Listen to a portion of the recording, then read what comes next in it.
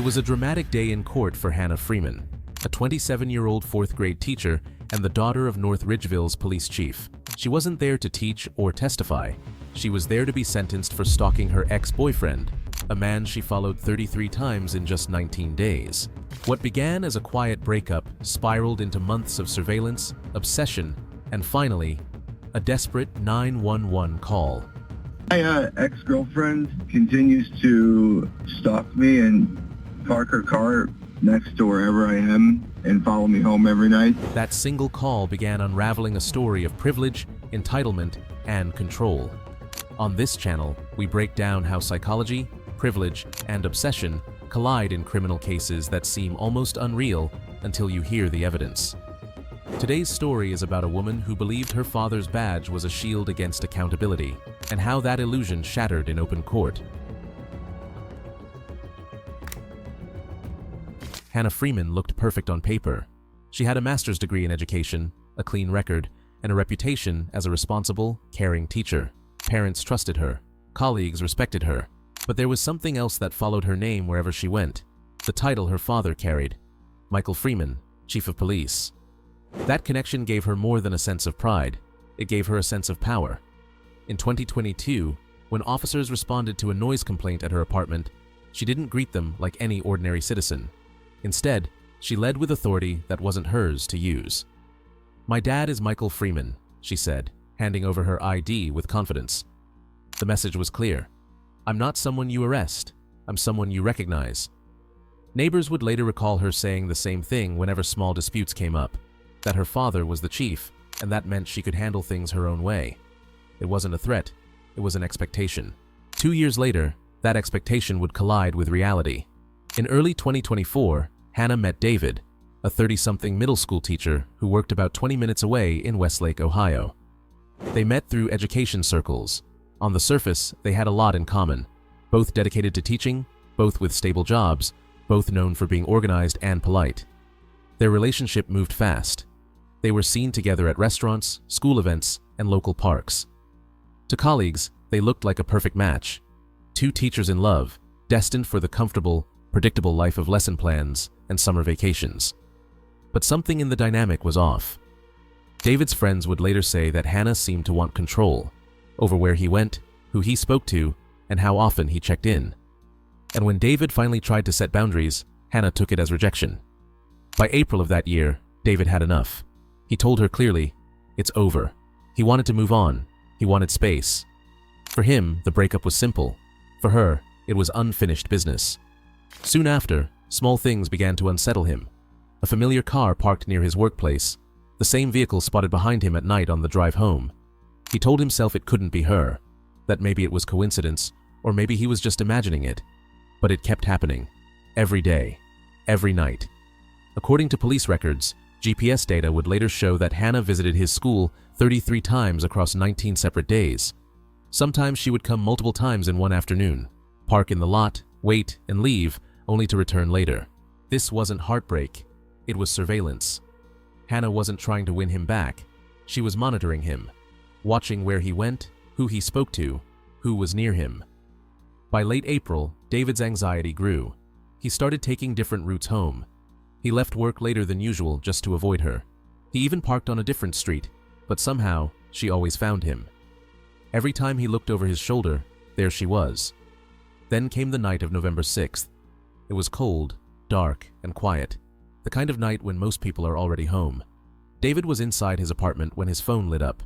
It was Hannah messaging again. He didn't reply. Minutes later, she was outside. She had come to his place uninvited, hoping to talk, to argue, to see him, anything but let go. When she realized another woman was inside with him, her emotions exploded. Instead of leaving, she went to his unlocked car. She opened the door and began taking things.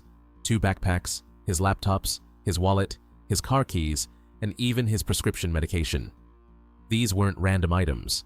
They were the kind of possessions that forced him to contact her. Without them, he couldn't drive, couldn't work, couldn't function normally. When she left, she didn't see it as theft.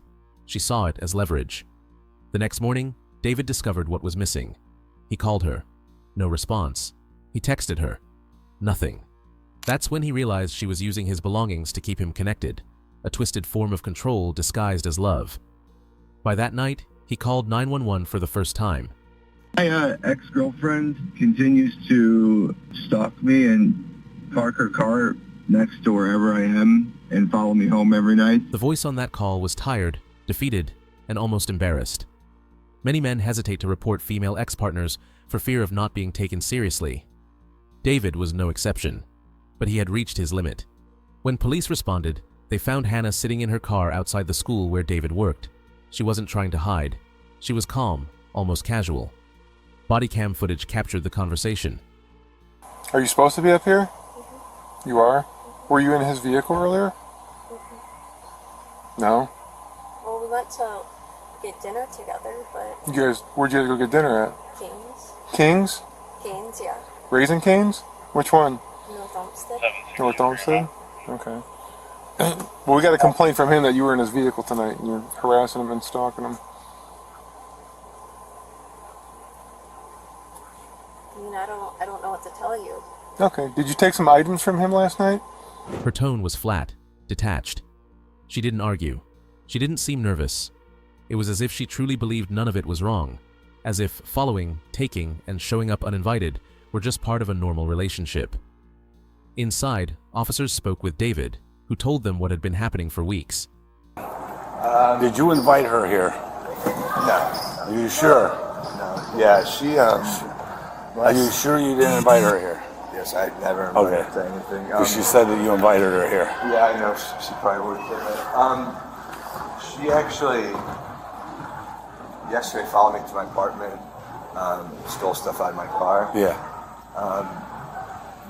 Medications that I need, my car keys, which I was finally able to get back from her, a laptop, and my wallet. And she has run up a bunch of charges on one of my credit cards now. Oh, she did? Yeah, and then She's been messing with my accounts, he told them. She has my information. because I did date her back in April, we probably ended it. She kind of knew passwords to like my accounts and stuff. She's been messing with my accounts. Where did she rack up the charges at?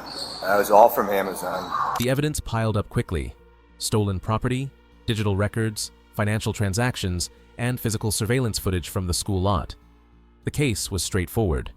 But what should have been a clear set of felony charges would soon become something very different. When prosecutors reviewed the case, they initially charged Hannah with 5 felonies: stalking, burglary, 2 counts of aggravated theft, identity fraud, and drug theft. These were serious crimes, carrying the possibility of years behind bars. But a few months later, the charges were quietly reduced, from felonies to misdemeanors. Disorderly conduct, obstructing official business, possessing criminal tools. 5 heavy charges had become 3 light ones. How? According to court filings, her defense attorney argued that the relationship hadn't truly ended in April, that they were still in contact until November 6th, the night of the theft. He claimed Hannah was invited to his workplace repeatedly to help with lesson planning. 33 visits across 19 days, reframed as professional cooperation. To the average person, it sounded absurd, but to the court, it was enough to justify a plea deal. Hannah's defense minimized her actions as emotional mistakes, lapses in judgment, not deliberate crimes. They said she was heartbroken, not dangerous, that she acted out of confusion, not control. When sentencing day came, the courtroom was packed. Hannah walked in calmly, wearing professional clothes, her hair neatly tied back. To some, she looked like the same composed teacher they'd always known. To others, she looked like someone who still didn't understand the gravity of what she'd done. When it was time to speak, she stood at the podium and read from a handwritten statement. Her voice was steady. "I regret the incident," she said. "I acted emotionally that night. I will take the steps necessary to move forward. You won't see me back here again. That night." I regret the incident. I definitely acted out of emotion, and I regret that decision that I made that night, and I will take steps necessary to move on from this incident, and you will not see me back here again. 2 words that compressed 7 months of behavior into a single moment. Her statement framed everything as an isolated mistake, not a pattern, not a campaign of intimidation, just one bad night. The judge, David Matiya, wasn't convinced. He looked at the pre-sentence report and shook his head. "This is a bizarre breakup between two professionals," he said, "and it doesn't paint a pretty picture." This is frankly, a bizarro breakup between two professionals. The pre-sentence investigation does not paint a pretty picture of your behavior, Ms. Freeman. You should have known that was over. It's my understanding that the victim had someone else in his life. Then he began reading her sentence aloud. 18 months of community control, no contact with the victim, a GPS ankle monitor for 90 days, house arrest except for work, mandatory counseling, and then the one condition no one expected. "For the first 7 days of your probation, you will serve time in the county jail," the judge said. "You are remanded." I'm going to place you on 18 months of community control. You'll be ordered to have no contact with Mr. McKenzie, the victim. In this case, as a condition of community control, you are to wear a GPS device for the first 90 days. You'll be on house arrest with work release. You'll be ordered to undergo mental health counseling, particularly to establish healthy boundaries. And you will serve the first 7 days of this term of probation in our county jail. You are ordered remanded. We hadn't agreed. The word hit like a thunderclap. Hannah froze, then burst into tears. Within seconds, the calm teacher's composure cracked. She screamed, sobbed, pleaded, calling out to her attorney, insisting she hadn't been warned.